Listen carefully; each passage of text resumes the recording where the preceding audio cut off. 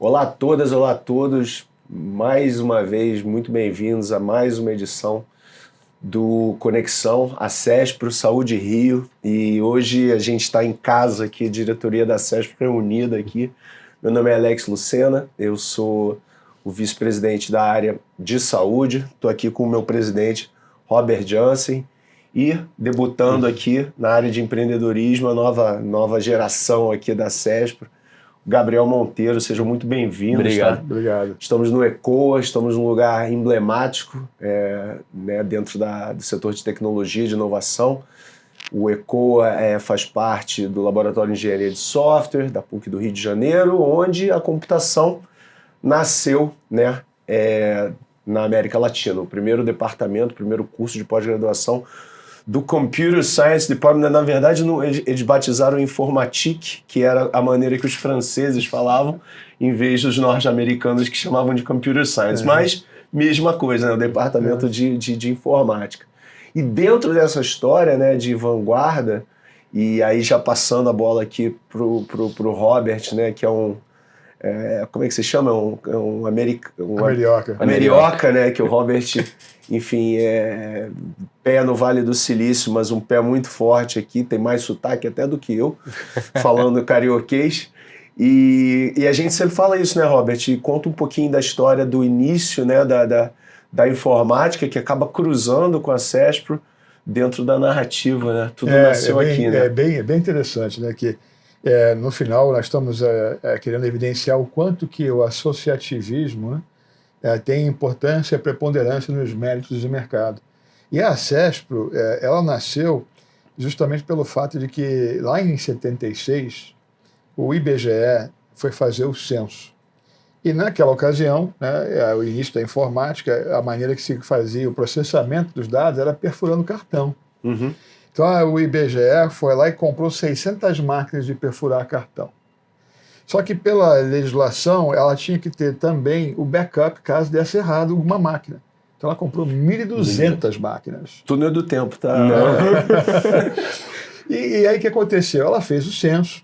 E nesse momento, qual era a fotografia do mercado em termos de empresas de informática, né, que se chamava na época? Eram grande parte burôs de processamento de dados, Sim, que tinham investido nessas máquinas e processavam folha de pagamento para as grandes empresas através das suas máquinas, né, perfurando cartão e tudo mais. Uhum. E aí você tinha mais ou menos a concentração dessas empresas era aqui no Rio de Janeiro, a maior parte. Uhum. Até porque, como você mesmo acabou de falar, nasceu aqui dentro da PUC, a IBM foi a primeira empresa que chegou aqui no Rio de Janeiro também. FINEP, BNDES. Toda a história. E então você tinha mais ou menos umas 30 dessas empresas no Rio de Janeiro, algumas em São Paulo, umas 3 ou 4 em Minas Gerais e Porto Alegre, Rio Grande do Sul. Acabou o censo, o IBGE resolveu entrar no mercado competindo com essas 50 pequenas empresas que processavam dados. Uhum. E aí, obviamente, criou todo um tumulto no mercado, né? Porque ela era uma concorrência desleal. Né? Ninguém tinha reserva de mercado nessa época para software? A mercado foi até 92. Né? Então, o que aconteceu é que essas empresas perceberam que se elas não se unissem, elas não teriam condições de competir no mercado. Uhum. Eu até, nas minhas falas, e até agradeço poder deixar registrado aqui, porque eu faço uma analogia de uma história o primeiro filme de desenho animado do Walt Disney foi o Fantasia. Uhum. E tem uma passagem do filme que é uma baleia correndo atrás de um cardume de peixinhos pequenininhos para comer. Uhum. E os peixinhos pequenininhos se escondem embaixo da pedra. E a baleia fica lá, esperando os peixinhos sair. E até que o peixinho, cansado e mais inteligente, falou: peraí, galerinha, se a gente sair debaixo dessa pedra, numa formação tal qual uma baleia, ela vai achar que a gente é uma baleia também. Então eu uso muito esse conceito da baleia para representar o que é a força do associativismo. Juntos somos mais fortes. Juntos somos mais fortes. E assim nasceu a CESPRO, daí o nome dela, né, porque naquela ocasião a expressão da inovação tecnológica se dava através de você ter um maquinário instalado de perfurar cartões para que você pudesse processar dados. Uhum. Eu digo que, né, nós, no setor de tecnologia, temos aí uma vantagem competitiva muito forte para se manter atualizado. né? Porque como a gente está dentro de um contexto que está sempre permanentemente na inovação, da inovação tecnológica, na vanguarda da inovação, a gente está sempre relevante, né? É o cutting edge mesmo. É né? o cutting edge, exatamente. E aí a gente está numa força agora, estamos, nós todos executivos da CESP, com essa contribuição também de mostrar que a gente tem que fortalecer o bolo, tem que fortalecer o todo para que a nossa fatia individual depois seja melhor e maior. Então é um conceito de você pensar primeiro no coletivo, na força do colaborativo, para você ter um resultado individual que também é melhor, né? E aí com isso, né, nós estamos agora nessa fase da CESP, procurando ela continuar na vanguarda, né, e aí fortalecer a percepção que o mercado tem de quanto que nós somos protagonistas nessa inovação que a gente propõe. Sim. Né? E a inovação hoje tem um novo desenho, né? O desenho agora com a internet, com a inteligência artificial, com todos os elementos que nós temos aí em campo, né? Você tem todo um novo panorama que você tem que atuar. Sim. E a maneira que você constrói a empresa, né? Eu digo o seguinte, nós dois, se perguntasse, você está construindo a empresa? Não, sim, estou. E vai ser minha empresa para o resto da vida. Sim. Aí você pergunta para o Gabriel, está construindo a empresa? Ah, não, vou vender daqui a 5 anos. Vou vender, vou fazer um cash out o mais rápido possível. Mais rápido possível. Então, existe uma lógica diferente. Nós criamos alguma coisa que foi de forma mais orgânica. Hoje você tem mecanismos de atuar de forma muito mais inorgânica e acelerada. Sim. E é isso que nós estamos trazendo agora, nossa proposta para a CESP, de ter também esse bate-pronto mais atualizado, né?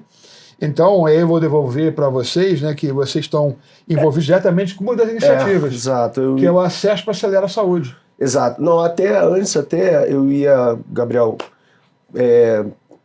se apresenta, assim, enquanto empreendedor, assim, a gente é meio figurinha carimbada aqui do programa, mas para quem não te conhece, sua formação, sua trajetória, como é que é sua empresa e como é que você veio parar na CESP, né? Brevemente, meu nome é Gabriel Monteiro, né? Sou CEO e fundador de uma empresa chamada I'm Digital. Tá. Ela, na verdade, é uma cópia da minha antiga empresa que eu vendi, Techni Group. Nós éramos uma software house, uma boutique de software, sendo que dessa boutique nós desenvolvemos um produto, um RP, mas muito nichado para o nicho de associações de benefícios múltiplos, setor, né? E vendemos para o maior grupo do mercado, que é o Grupo Inova de Minas Gerais. Então a gente fez esse checkout, eu fiz o checkout. Não tenho no compete com a Techni, né? O meu no compete apenas com o produto. Então consegui reconstruir a Techni através da I'm Digital. É o que o Robert estava falando, sobre que realmente a gente pensa sempre na venda. A gente muda um pouquinho a cabeça, né? Antigamente tinha aquele conceito de fazer a empresa durar 60 anos, e de 60 caiu para 30, enfim.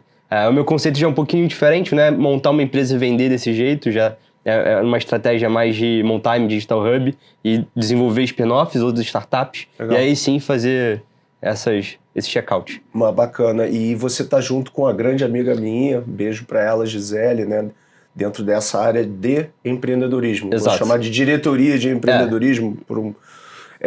Conta um pouquinho pra gente, quer dizer, como é que você está vendo isso? A gente tem várias ações aqui, vamos falar já de uma delas que cruza com a minha, né, com a saúde. Com a saúde. Mas assim, plano de voo aí da sua área para a CESP aí nesse ano e meio aí que falta de mandato aqui do nosso comandante. Tem muito trabalho, muito trabalho.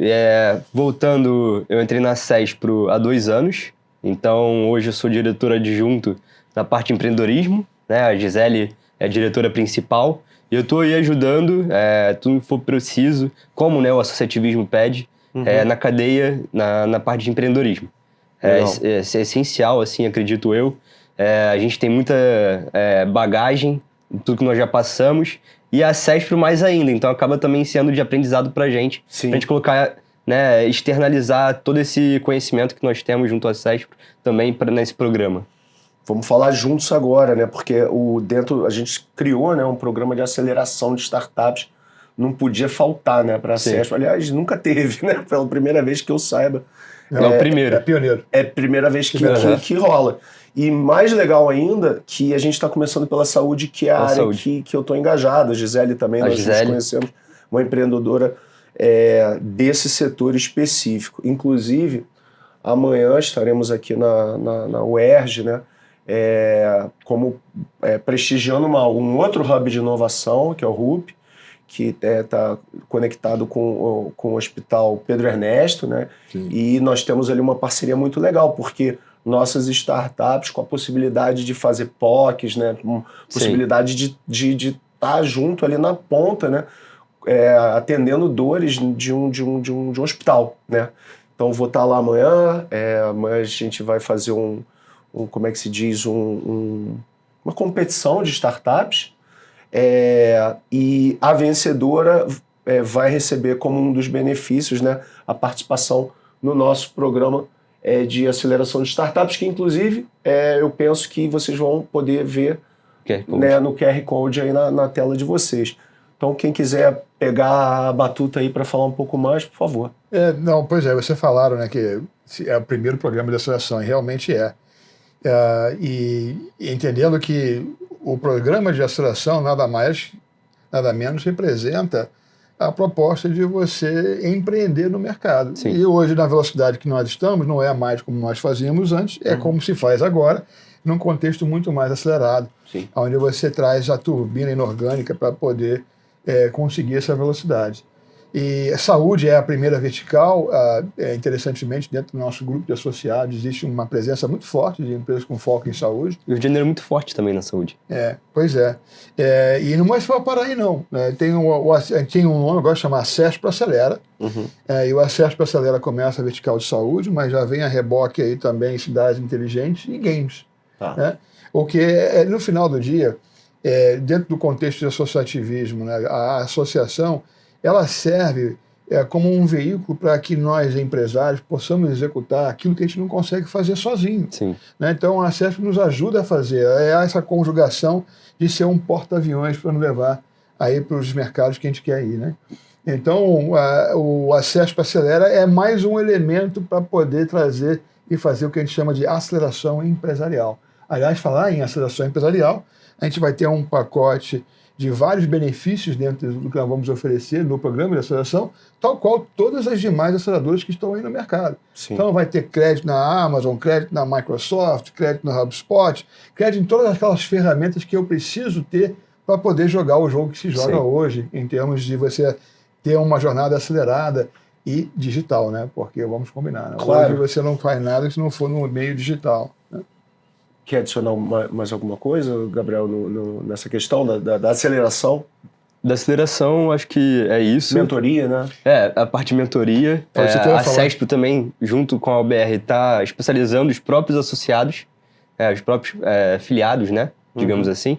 Então, a gente está fazendo até os cursos de mentores também para poder pegar toda essa bagagem que nós temos, conseguir concentrá-la de maneira mais ordeira e passar isso para os nossos mentorados. Não, legal. E também, você falou no OBR, inevitável da gente falar internacionalização, né? Que é uma bandeira forte aqui da ligação que você sempre fez, né, Robert, com o Vale do Silício especificamente.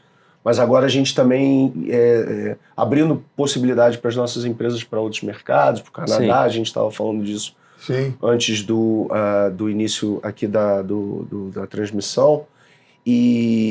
Mas a internacionalização hoje também é um must-do, né, para as empresas, né?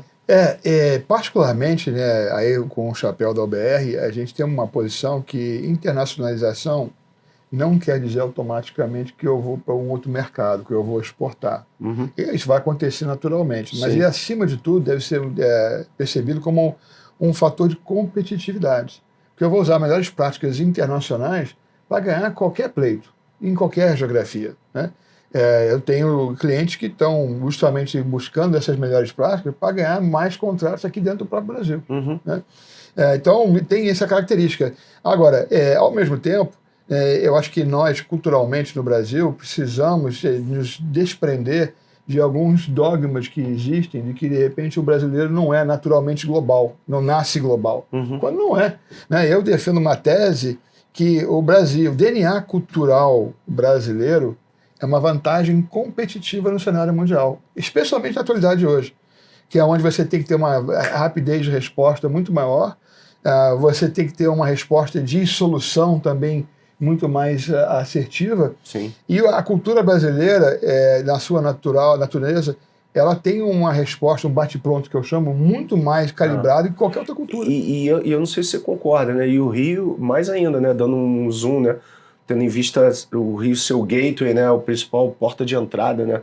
Em geral, por conta do turismo, enfim, mas é o cartão postal.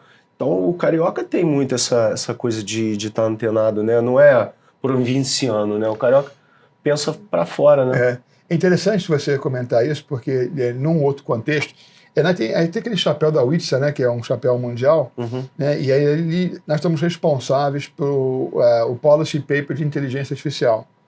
E dentro do contexto de inteligência artificial e esse movimento de regulação, tem um critério muito importante, relevante, chamado diversidade. Né?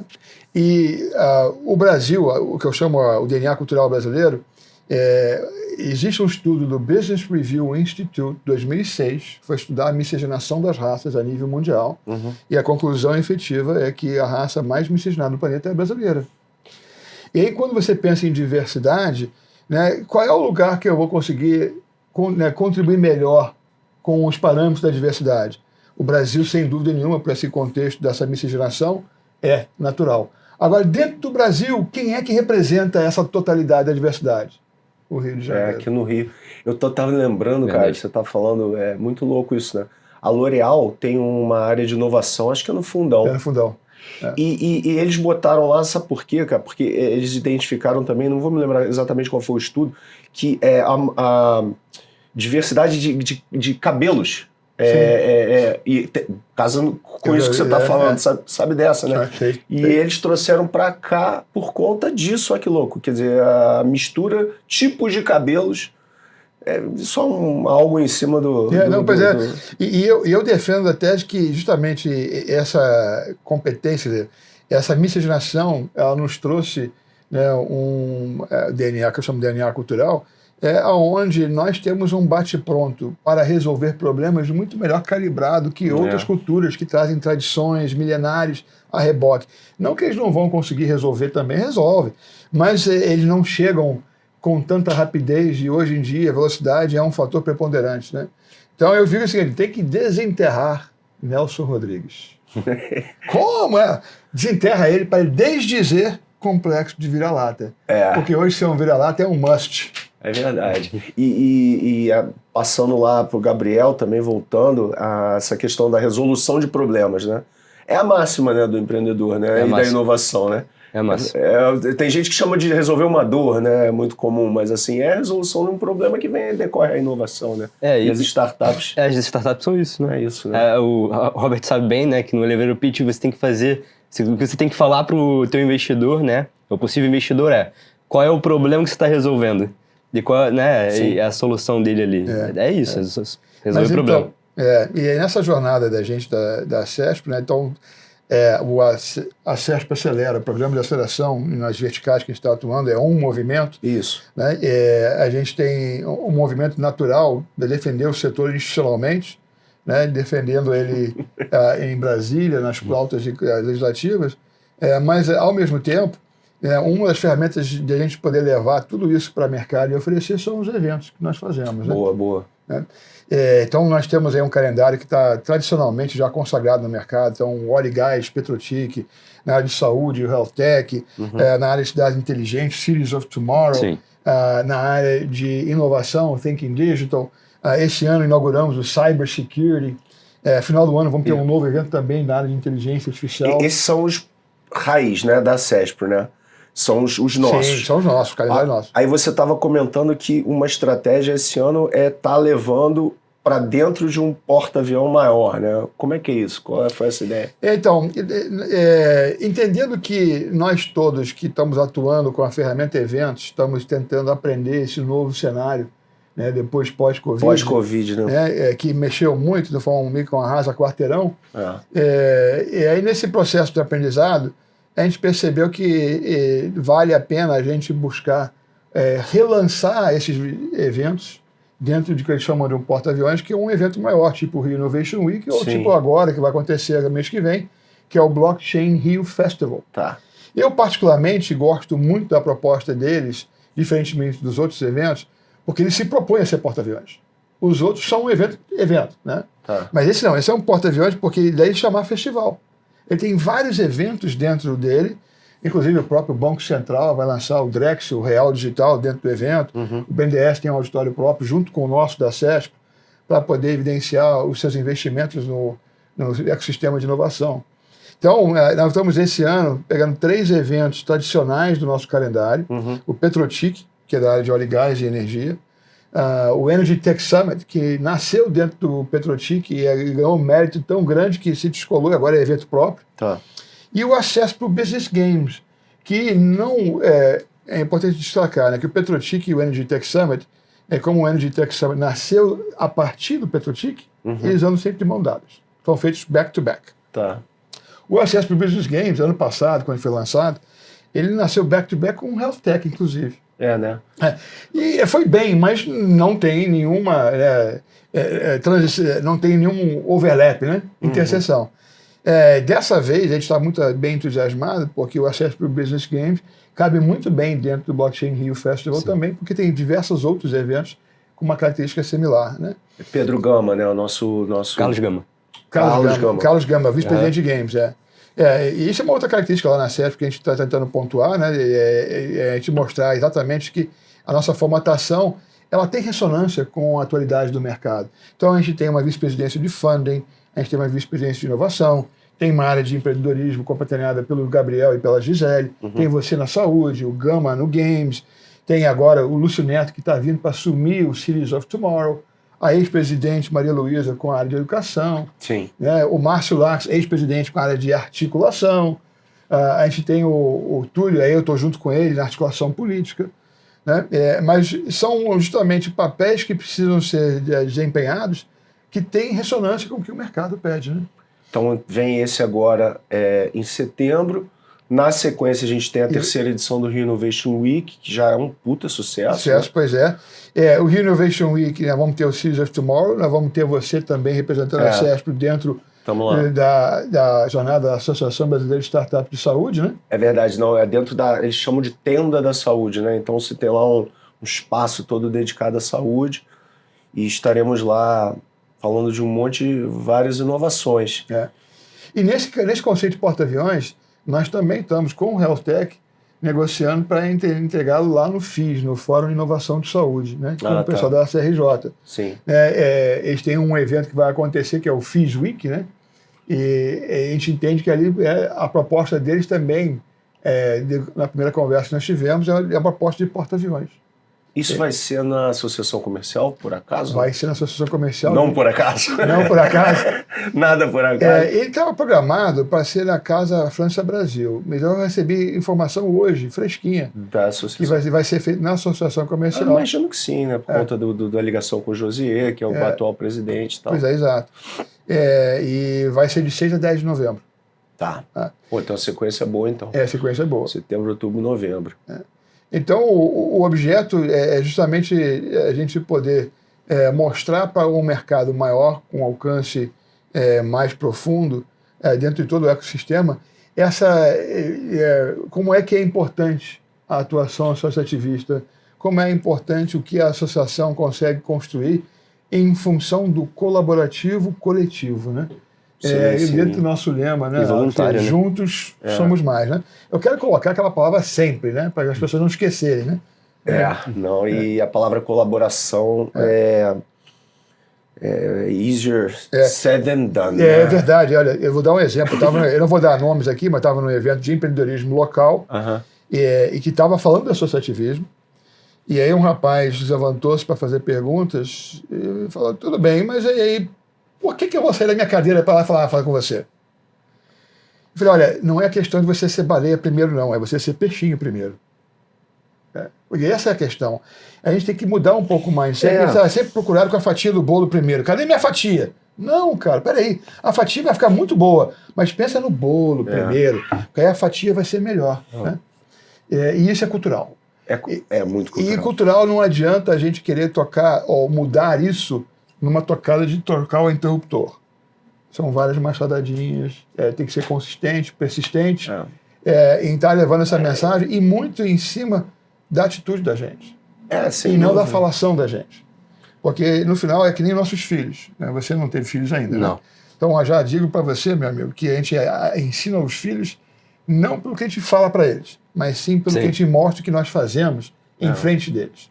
É um exemplo. É o exemplo. Imagino. No final, né, que a gente aprende lá no nosso inglês, né? You gotta walk the talk. Not just do the talk. Lead by example também. É o que eu penso sempre que se a gente olhar os ecossistemas mais vencedores no mundo, digamos assim, mais desenvolvidos, são os que praticam essa filosofia, né?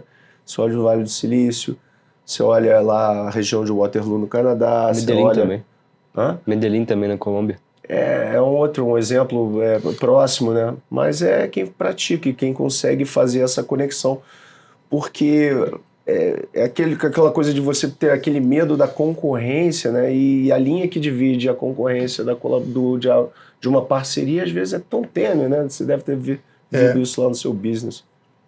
E aí eu trago uma visão externa, né? É o lado mais americano, que culturalmente, países que foram colonizados acabam obrigados a privilegiar muito mais as relações individuais, peer-to-peer, do que as relações coletivas, né? E nós aqui no Rio de Janeiro sofremos muito disso, porque a corte portuguesa veio parar aqui. E quando a gente tem esse investimento cultural em privilegiar as relações peer-to-peer, a gente não está favorecendo o coletivo, né? E esse é o grande desafio, que eu acho que as suas gerações têm a oportunidade, junto com a responsabilidade, de trazer essa consciência maior do colaborativo. Especialmente na cultura brasileira, né? Volto aqui, tudo bem, tem colonizações que foram diferentes e com tempero mais anglo-saxônico do que latino, né? E tem as suas diferenças, mas o fato é que, no final, esse bate-pronto colaborativo tem que ser construído, tem que ser desenvolvido, né? E é uma tacada de várias gerações. Perguntar para o Gabriel, você acha que a questão das redes sociais, ela contribui para essa mudança de mindset, para essa mudança de... Dizer, hoje você... O dia inteiro as pessoas estão quase que metade do tempo mais aqui do que aqui, né? Uma geração até abaixo da minha, muito mais. Né? Eu acho que contribui muito, eu acredito que sim. Até porque, infelizmente, contribui para o oposto. Também, né? Porque uma geração abaixo da minha, infelizmente, não todos, mas muitos ficam tão ansiosos que ficam procrastinando muito. Então, eu acho que trazer um pouco dessa nossa mentalidade, de toda essa experiência que tem na CESP, todas essas cabeças, né? Para dentro das redes sociais, de uma maneira que converse com esse público mais jovem, seria interessantíssimo. Você acha que tem um resgate retorno da humanização? Aí eu, pelo menos, eu já consigo enxergar muita gente se forçando, se desobrigando a largar aqui o computadorzinho, né? Pelo menos por parte do tempo, e valorizando mais as relações humanas, até porque a gente meio que chegou, você falou da ansiedade, né? Que hoje é a grande pandemia, né? A depressão, a ansiedade, esse é um problema mundial. Acabou que é uma grande quantidade de informação e o mundo acabou sendo muito imediatista, né? Eu acho que isso... E aí, novamente, né, o contexto colaborativo, associativista, ajuda a mitigar essas consequências dessa coisa muito efêmera, né, e superficial. Porque as redes sociais, as pessoas, na verdade, estão projetando imagens do que gostariam que seja, que fosse. Mundo colorido, né? Mundo maravilhoso. Mas o que você estava falando, eu acho que esse resgate tá vindo, acho que da minha geração para cima. 30 a mais, assim. Porque eu, por exemplo, eu busco ir para lugares onde eu consiga me afastar da tecnologia. Onde eu consiga me conectar mais com a minha família, com os meus amigos, ou surfando, ou fazendo uma trilha de moto, enfim. Estádio Newton Santos, por exemplo, tem essa capacidade, né? Com certeza. Essa capacidade de deixar o telefone de lado. Né? Sem dúvida. Mas no final... eu acho que aí afastando-nos um pouco, nós todos estamos vivendo aí um momento grande de transição. E eu tenho convicção que vai prevalecer eventualmente essa consciência maior, enquanto que o coletivo, a colaboração vai ser mais importante para as pessoas alcançarem seus objetivos individuais. É. Né? Então, o caminho é buscar o coletivo para chegar no individual. Que eu vejo a inteligência artificial me assusta um pouco no upside do que a gente está falando, né? O outro lado do que a gente está falando me assusta bastante, inclusive. Quer dizer, a rapidez com que o software está absorvendo o cognitivo humano, né? Não sei, a ver, né? Mas a gente, de uma maneira, a empresa, já atuamos na área de tecnologia, é um desafio interessante, esse equilíbrio, né? Entre você quando procura entender people melhor... e o software. Pois é. Quando você procura entender melhor, e começa a ler o que cada um está pensando a respeito, né, de como é que a inteligência artificial vai afetar as relações, e existe, sem dúvida nenhuma, e aí pega paralelos na história, todo momento de grande mudança tecnológica gerou ansiedade, gerou dúvida, gerou medo, né? Uhum. E, obviamente, eventualmente, as coisas se sedimentaram e se encaixaram. Com a inteligência artificial, eu acho que não é diferente. Talvez ele tenha um impacto mais profundo, porque ele trata de um tema, né, onde ele passa a reproduzir estereótipos humanos ao mesmo tempo, né, e comportamentos. Mas, ao mesmo tempo, né, o ser humano tem uma capacidade enorme e maior que qualquer inovação tecnológica de se adaptar, de se adequar aos novos cenários. A gente vem fazendo isso há milênios. Desde né? sempre, né? Desde sempre. Então, eu entendo que nós temos essa capacidade enquanto ser humano. O que me preocupa, né, é justamente que, sem dúvida nenhuma, a gente tem que criar um arcabouço que dê segurança para todos. Né? E aí tem a regulação. E aí você tem, né, diretrizes distintas, né, um querendo regular a própria desenvolvimento da tecnologia. Né? E é onde a gente tem aí um medo enorme, porque eu vou botar uma camisa de força da inovação. Né? Eu tenho que regular o output do uso da tecnologia. Né? Sim, sim. Né? E aí você tem pessoas que estão envolvidas, influenciando o processo da regulação, que não têm essa visão clara e acham que vão cumprir o objetivo de salvaguardar, de proteger, e fazendo o quê? A camisa de força na própria tecnologia, quando não é o caso. E a gente que viu a internet nascer, né, literalmente, né, a internet comercial, né, a internet acadêmica, ela vem lá de trás, ela UCLA conectando com Stanford, com Harvard e tal. Não estou falando dessa, estou falando ali de 95, né, AOL, American Online. WWW, né, que começou. Tinha muito essa máxima, não, a internet é anarquia mesmo, não é para não tem e isso você acabou de falar, é um amadurecimento desse processo que vem aí já há um tempo, né, 30 anos aí a gente convivendo com a internet. Né? Pois é, e a internet hoje em dia, né, se você for ver, ela tem uma enorme importância em todo o desenvolvimento econômico e social de todos os países. Sim. Tem, inclusive, países que estão nascendo a partir da internet, veja a Estônia. É um país digital, completamente. Né? É totalmente diferente do que a gente imagina. De qualquer forma, eu olho para... Né, a gente está sempre surfando a onda, né, da inovação tecnológica. Essa é a nova onda agora. Né? Interessante porque 6 meses atrás era blockchain. Né, que era o cabeçalho. Metaverso agora, e blockchain. Exatamente. Metaverso me dá um déjà vu danado de algo que também teve um hype. Second Life. Porra, Second Life, né? E que não vingou, tudo era avatar, era o avatar da empresa, e aquilo não rolou, assim. Acho que ninguém conseguiu monetizar com aquilo de alguma maneira e foi meio que deixado de lado, né? Eu acredito que tem que ter... Não sei se você sabe que você lembra disso? Eu lembro do Second Life. Second Life não te dá um déjà vuzinho, não? De metaverso, não? Então, eu acho que tudo é equilíbrio, né? Para falar de metaverso, a gente até teve uma palestra, a SES participou recentemente numa universidade aqui no Rio de Janeiro, e eu falei muito conservadoramente que, cara, o metaverso, ele existe, nós fazemos uso dele até no trabalho, no ambiente de trabalho, mas ainda não é acessível para todas as pessoas, né?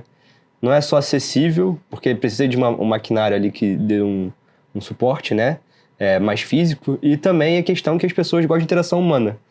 É muito bom trabalhar híbrido 2 vezes na semana, 3 vezes, mas a pessoa quer ir trabalhar também presencial. Não são todos que querem trabalhar todos os dias remotamente. A gente precisa dessa interação. Então é um pouco... A Covid deu uma chacoalhada nisso, né? Deu uma chacoalhada. Eu ia falar, a Absurdo. Covid fez o metaverso derrapar. Porque agora a gente está valorizando o híbrido, né? E no final, inverteu, né? Porque agora eu quero privilegiar justamente isso aqui, o presencial. Sim. Né? Inclusive, eu sempre falei que na área de eventos, né, o evento, na realidade, é a celebração de um relacionamento que você investe ao longo do ano todo. Grande parte de forma virtual. Né? Mas você então quer participar do evento porque é a hora que você faz o olho no olho. É a celebração daquele relacionamento que você manteve ao longo do ano, né, de forma presencial. E o Covid privilegiou, destacou o quão importante o presencial é. E eu acho que isso atrapalhou um pouco o desenvolvimento do metaverso. Não acho que vai desaparecer, não. Vai, na realidade, evoluir, né, e vai ter, obviamente, um encaixe onde ele vai ter um mérito e vai ter uma agregação de valor real e não ficar só esse hype de você querer se relacionar dentro do metaverso, né? Sim. Não sei, né? O legal de a gente estar na vanguarda, né, pegando surfista, né? A gente não sabe para que onda vai realmente vai fechar agora, vai dar um tubo, né? Você vai, né? Você desce a onda e aí vamos ver onde te leva. E a capacidade de pivotar, né, da galera, né? Esse que é o grande lance. Eu vou fazer 30 anos, então a gente tem muito tempo ainda para ficar pivotando o tempo todo. Pivotar, para quem não é da área, é mudar de direção. Mudar a direção. É o nosso jargão. Eu chamo de cavalo de pau na pista no modelo mental. Bom, falamos de eventos, falamos do programa de aceleração. O pessoal dá uma olhada lá, quem for da saúde, tá no ar. De novo aqui, para vocês entrarem lá e se engajarem e aproveitem e virem sócios da CESP, porque com essa, aqui uma amostragem do capital intelectual que tá e não é desprezível. Mais alguma coisa assim, Robert? Eu queria deixar um recado, dois recados. Né? Primeiro, em biênio, para ano que vem também. Então. Isso.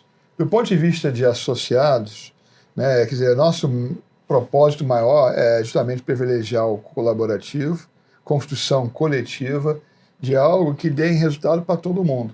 E o foco principal agora, como entidade empresarial, é a aceleração empresarial. Né? Eu digo o seguinte, nós temos, enquanto aqui executivos voluntários da entidade, 2 eixos de atuação. Defender institucionalmente o setor e prosperidade para os associados. E aí, com relação, justamente para dar um benefício já de cara para todo mundo que está nos ouvindo, quem fizer a inscrição do Blockchain Rio por nossos eventos, tem desconto. Paga menos que se pagar lá no Blockchain Rio. Se for direto. Se for direto. Isso é uma conquista que nós fizemos junto com os organizadores, para justamente a gente poder enriquecer mais ainda a oportunidade de você vir experimentar o associativismo da CESP. Venha com a gente. Qual é a data? Data dos eventos, 12, 13 e 14 de setembro, no Expomag, antigo Centro de Convenções Sul-América. Lá no final do Paulo de Fontaine. Sim. Não é mais Sul-América, não? Não, é o Expomag agora. Rebrand. Boa. Tá? Suas últimas palavras para os nossos ouvintes. Chama a Jovem Guarda. Você está na sucessão, rapaz. Eu posso falar isso que a gente estava falando antes? Claro, você pode falar o que quiser. Fala o que você quiser. Não, exato. Eu acredito fala que... bem do Botafogo, você pode falar, segue o líder, qualquer coisa. Vai cortar. Você está tudo bem. Deixa ali a neutralidade total, ali estamos em casa. Eu acho que hoje eu não sou mais novo na CESP. O mais novo de idade foi uma empresa que entrou agora, através de mim, a Kinner, que é o Gabriel, o Xará. Ele tem 24, 25 anos. Legal. Mas, embora tenha 29, entrei há 2 anos, para mim, uma das coisas mais incríveis na CESP é você ter contato com pessoas que de um outro lugar você não teria. Pessoas sem imaginação alguma que eu não preciso. O Robert, você, por exemplo, essa história incrível que você falou aqui antes, a Maria Luísa, o Álvaro Cisneros, Bruno Mondim, dentre tantos outros que estão lá e tem uma carreira sensacional. E vocês ali, poxa, você aprende com os caras, sabe? Tudo que eles passaram, as pivotagens deles, você entender de fato o que é... Pô, todos eles têm compromissos diários com as suas empresas, estão ali se voluntariando para estar na CESP, porque é uma dedicação total também. O Robert, Maria Luísa, Álvaro, todo mundo ali, né, trabalhando demais, e a gente vê isso, caramba, cara. A mentalidade é outra. E não se iluda, viu? Todo mundo que você falou aí, as histórias de sucesso, as de insucesso, Também, né? são muito importantes. E são inúmeras. Porque empreendedor que se preze que ou tá mentindo ou não empreendeu. Mas... Exato. E essa é talvez uma coisa cultural também que na América do Norte não existe menor pudor e nenhum problema em falar dos insucessos. A gente tem um preconceito aqui, né? A gente aqui tem uma certa barreira com relação a isso. Não deveria ter. Sim. Porque a gente aprende muito com os erros e acumula. Então talvez a experiência venha essa passagem de bastão do tipo, pô, não vai ali não porque eu já vi essa história e vai dar ruim. Sim. Porque você viu dar ruim com você. É interessante isso. Numa analogia, eu pego aqui uma startup que a gente acelerou, a Sicari, do estado do Amazonas. Saiu da Universidade Federal do Amazonas. E eles criaram uma comunicação sensorial, tátil, para poder ajudar a dar informação para o corredor cego, corredor atleta cego. Um IoT aí da vida. Um IoT da vida. Mas como é que o corredor cego corre? Ele corre como um cara do lado. Sim. Né? Então, justamente isso, para quem está começando agora, que tem muita incerteza na sua frente, que não conhece quais são os obstáculos, não sabe onde estão os buracos, vou guardar essa. nós somos o cara que vai ajudá-lo a ele evitar os obstáculos, não cair nos buracos, né, e chegar numa jornada com mais consistência e mais rapidez. Se você pensar bem, nosso ecossistema Acespo total atende a 1 milhão de clientes corporativos. Gera mais de 12 bilhões de dólares de receita somados ao ano. Você está pegando o Brasil, Brasil. Mas é isso, né? Quando eu penso no aporte de valor da CESP, eu olho, cara, eu tenho acesso a investimento, eu tenho acesso a mercado, eu tenho acesso a melhores competências, eu tenho acesso a recursos, eu participo da construção e tem mais, eu tenho holofote, eu tenho vitrine, eu tenho como mostrar o que eu consigo fazer. Porque a CESP é isso, ela é uma plataforma de lançamento. Bom você ter lembrado, senão a gente ia esquecer de falar. Investimento, fundamental, né, para o crescimento do setor. Sim. É um ator que, se não estiver presente, quando as taxas de juros no Brasil estão astronômicas, a gente se arrepia porque o investidor desaparece, né? O cara prefere deixar a grana lá, no parada, em vez de botar o dinheiro para trabalhar, como a gente fala. Que a CESP tem aí pensando, ou de ação especificamente voltado para a questão do investimento? Nós temos uma vice-presidência de funding, capitaneada pelo executivo da Stefanini, que cuida da Ventures Stefanini, que é o Bruno Mondim. Certo. E nós temos também, ele tem o parceiro dele, que é o nosso amigo José Luiz Suzini, que também atua na captação de recursos, né?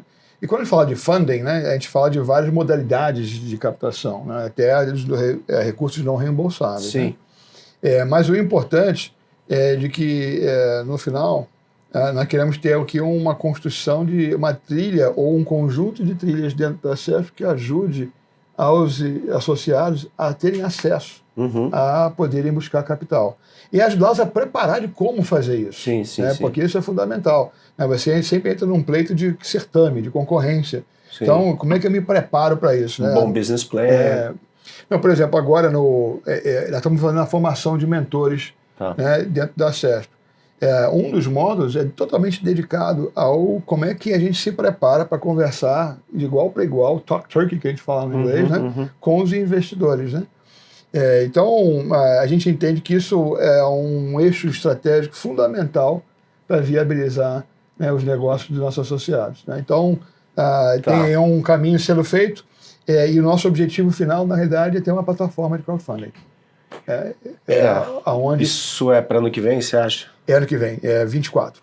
24. Nós estamos aqui no processo ainda de qualificação com alguns parceiros, vamos fazer via um parceiro inicialmente, né, porque precisa ter plataforma, tem que ter tecnologia robusta por trás, e nós vamos fazer através de parceria. Então, agora nós estamos no processo da curadoria dos potenciais parceiros de plataformas na plataforma de crowdfunding. E tem bons aí, hein? Tem. Nem só aqui, mas como lá fora. Interessante. Aí entra a questão internacional, né? A gente participa de alguns grupos de investidores anjos lá no Vale, né? Tem acesso já a algumas plataformas, não só no Vale, mas também na Europa, através do Barcelona. Então tem 2 movimentos fortes aí acontecendo por a questão internacional. Agora, esses movimentos internacionais ainda estão muito focados em quem está fazendo a jornada da internacionalização, né? E não para investimento no mercado local. Bom, muito bacana. Bom, pessoal, não sei se vocês têm mais alguma coisa assim. Hoje era mesmo um bate-papo sespriano aqui, raiz mesmo. Os eventos todos que o Robert falou, todas as iniciativas. Estamos aí, entre em contato com qualquer um de nós a qualquer tempo. Muito obrigado pela presença. Se quiser deixar aí um recado final aí, próprio, pode ficar à vontade. Deixa eu até me lembrar aqui o seguinte, Diga lá. Porque nós estamos operando com o OKR, né, na nossa gestão. Sim. Né? Pois é. Estamos tentando, né? É um processo contínuo, né? Mas aí eu estou falando para o mercado que o meu OKR, enquanto eu estou presidente, é fazer a sucessão. Porque, eventualmente, a gente tem que trazer as novas gerações assumirem a cadeira de piloto. Então, eu só queria deixar lembrado aqui, né, que você já tem aí uma cadeira a ser ocupada aí na frente. Boa. Obrigado. Obrigado pela confiança. Tem uma frase que eu vi recentemente e que agrega muito na frase que o Robert fala pra gente, né? Que é juntos somos mais. Sempre, né? Sim. Você caminhar sozinho, você pode chegar mais rápido. Mas você caminhar junto, ainda mais junto com a CESP, você vai chegar realmente muito mais longe. Eu acho que... Bom, pessoal, dito isso, agradecer. A gente já vai estar subindo um episódio em muito breve. Obrigado a todos, a todas, e acompanhe a gente lá nas redes sociais. E assim a gente encerra aí mais um episódio bem legal, bem gostoso do Conexão ACESP. Saúde e Rio. Alex Lucena, Robert Jansen, Gabriel Monteiro. Obrigado.